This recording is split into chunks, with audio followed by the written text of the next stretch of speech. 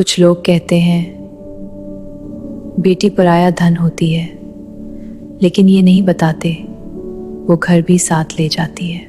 मेरी बहन सिर्फ बहन नहीं थी, वो मेरी माँ भी थी। मुझे कोई कुछ कहता तो सबसे पहले वो आगे आ जाती, अपनी जेब खर्च से मेरे लिए चीजें लाती और खुद अक्सर खामोशी से भूखी रह जाती। फिर वो दिन आया जब वो दुल्हन बनी।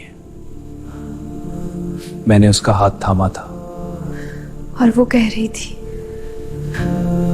भाई अपना ख्याल रखना। जैसे ही वो गई, घर से रोशनी भी चली गई, हंसी खत्म हो गई और खामोशी रह गई। मैं कभी कह नहीं सका कि तुम मेरी जान हो। हमेशा लड़ता रहा,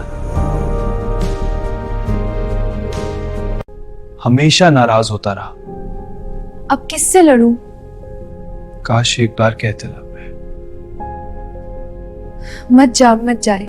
अगर तुम्हारी बहन जिंदा है, उसे गले लगा लो और कब तुम मेरी जान हो, क्योंकि रुखसती के बाद अल्फाज वापस नहीं आते हैं।